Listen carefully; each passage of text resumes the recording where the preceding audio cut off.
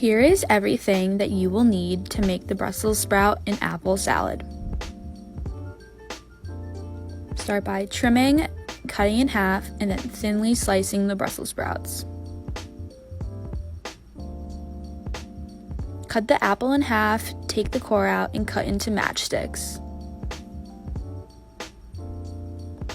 Section the carrot, cut it into thin strips, and then cut into matchsticks.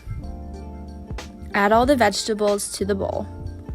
Next, you're going to want to do 2 tablespoons of lemon juice, 3 tablespoons of olive oil, 1.5 teaspoons of honey, salt and pepper to taste.